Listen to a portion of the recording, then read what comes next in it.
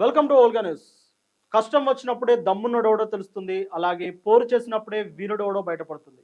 ఈ నేపథ్యంలో భారతదేశం యొక్క వీరత్వం గురించి, భారతదేశం పోరాట పటిమ గురించి, భారతదేశం ధీరత్వం గురించి ప్రపంచం మొత్తం ఈరోజు మాట్లాడుకునే పరిస్థితి వచ్చింది. దానికి కారణం పాకిస్తాన్ చర్య. పాకిస్తాన్ ఒక రకంగా భారతదేశానికి మేలే చేసిందని చెప్పవచ్చు. ఎందుకంటే ఏప్రిల్ 22న ఉగ్రవాద దాడి జరిగిన తర్వాత పాకిస్తాన్ పై ప్రతీకారంగా ఆపరేషన్ సింధూర్ ను చేపట్టింది భారత త్రివిధ దళాలు. ఈ ఆపరేషన్ సింధూర్ లో భాగంగా పాకిస్తాన్ లోని 9 ఉగ్ర స్థావరాలను ధ్వంసం చేసింది. ఆ ఉగ్ర స్థావరాలు పాకిస్తాన్ బార్డర్ లో ఉన్నాయి, పాకిస్తాన్ భూభాగంలో ఉన్నాయి. పాకిస్తాన్ అంటే మారుమూల ప్రాంతాల్లో ఉన్న స్థావరాలపై భారత సైనికులు కనీసం బార్డర్ దాటకుండా, కాలు కూడా బయట పెట్టకుండా మన దగ్గర ఉన్న డిఫెన్స్ వ్యవస్థతోటైతే వాటిని పూర్తిగా చిన్నాభిన్నం చేసేసింది. ఈ ఆపరేషన్ సింధూర్ లో భాగంగా 100 మంది ఉగ్రవాదులను హతం చేసింది.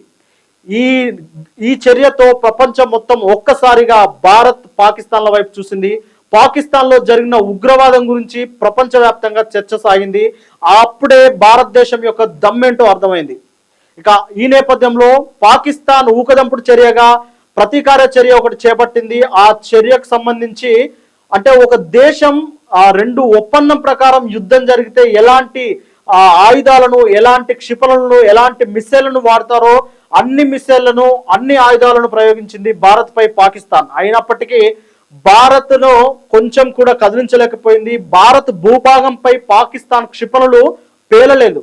ఎందుకంటే పాకిస్తాన్ ప్రయోగించిన క్షిపణులను, పాకిస్తాన్ ప్రయోగించిన డ్రోన్లను భారత డిఫెన్స్ వ్యవస్థ గాల్లోనే, గగనతలంలోనే వాటిని పేల్చేసింది. ఈ క్రమంలో పాకిస్తాన్ మొదటగా ప్రయోగించిన యుద్ధ విమానాల్లో అంటే పాకిస్తాన్ ప్రయోగించిన క్షిపణులు పేలుస్తూనే పాకిస్తాన్ F-16 అనే ఒక యుద్ధ విమానాన్ని, ఆ నౌకనైతే అంటే ఆ యుద్ధ విమానాన్ని అయితే భారత్ పై ప్రయోగించింది. దాన్ని గాల్లోనే పేల్చేసింది.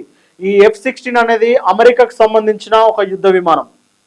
ఇది పక్కన పెడితే JF-17 అంటే చైనాకు సంబంధించిన యుద్ధ విమానం. దీన్ని 2 JF-17 అయితే భారత్ ఎదుర్కొని గగనతలంలోనే వాటిని కూల్చేసింది. ఆ తర్వాత PL-15 కూడా కూల్చేసింది. PL-15 కూడా చైనాకు సంబంధించిన ఒక యుద్ధ విమానం. దాంతో పాటే టర్కీ పంపించిన 400-500 డ్రోన్లను అయితే గాల్లోనే జస్ట్ ఎట్లా అంటే తునాతునకలు చేసేసిందని చెప్పవచ్చు. అంటే ఇక్కడ ఒక విషయం మనకు అర్థమవుతున్న విషయం ఏంటంటే భారత్ కేవలం పాకిస్తాన్ మాత్రమే దెబ్బ కొట్టలేదు, అమెరికను, టర్కీని, చైనాను కూడా దెబ్బ కొట్టింది.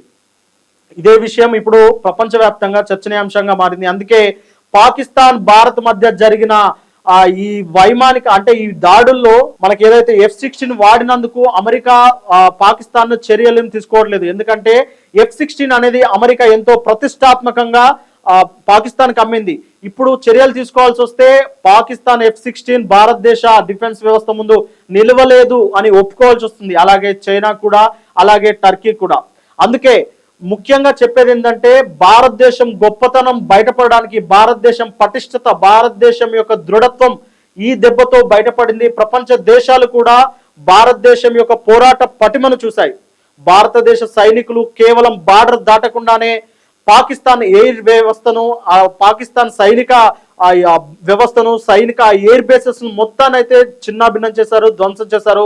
ముఖ్యంగా లాహోర్ లో ఉన్న ఎయిర్ బేస్ ను నాశనం చేశారు. అలాగే బహవల్పూర్, మురుద్గే ఆ ప్రాంతాల్లో కూడా ఉన్న ఎయిర్ బేస్లను, సైనిక వ్యవస్థలను అయితే మొత్తము భారతదేశం అయితే చిన్నాభిన్నం చేసింది. ఈ క్రమంలోనే కిరాణా హిల్స్ లో ఉన్న అణ్వాయుధాలపై కూడా భారత్ వైమానిక దాడులు జరిగినట్లు, అణ్వాయుధాల నుంచి వెళ్ళి రేడియేషన్స్ బయటకు వస్తున్నట్లు, ఆ రేడియేషన్స్ పూడ్చడానికి ప్రత్యేక విమానాల్లో వేరే ఇజ్రాయెల్ నుంచి వెళ్ళి అంటే జపాన్ నుంచి వెళ్ళి బోరాన్ సంథింగ్ అలాంటి ఒక దాన్ని తీసుకొచ్చి ఆ రేడియేషన్స్ తగ్గించే ప్రయత్నం పాకిస్తాన్ ఆ చర్యకు పూనుకున్నట్లయితే కొన్ని కథనాలు వచ్చాయి. ఇది కూడా భారతదేశం తలుసుకుంటే అణ్వాయుధాలను ఉపయోగించకుండా, న్యూక్లియర్ వ్యవస్థను ఉపయోగించకుండా పాకిస్తాన్ న్యూక్లియర్ బాంబుల పైన, అణ్వాయుధ బాంబుల పైన దాడి చేయగలదు. అవసరమైతే పాకిస్తాన్ లో ఉన్న న్యూక్లియర్ వ్యవస్థని పాకిస్తాన్ అంతర్భాగంలోనే భూస్థాపితం చేయగలదని చెప్పేసి ఈ ఘటనతో మరొకసారి ప్రపంచం ముందు భారతదేశం నిరూపించుకుంది. మొత్తం మీద ఇక్కడ ఒక విషయం మనకు క్లియర్ గా అర్థమవుతుంది ఏంటంటే ఆపరేషన్ సింధూర్ తర్వాత జరిగిన ఘటనలతో పాకిస్తాన్ ఎంత బలమైందో ప్రపంచం తెలుసుకుంది.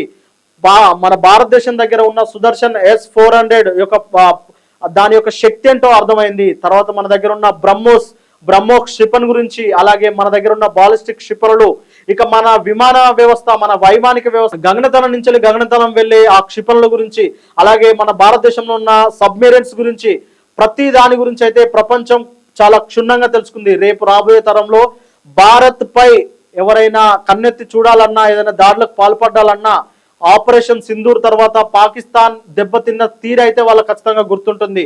మొత్తం మీద పాకిస్తాన్ చర్యల వలనే భారత బలం అయితే ప్రపంచం చూసిందని చెప్పేసి రాజకీయ నిపుణులు అయితే భావిస్తున్నారు.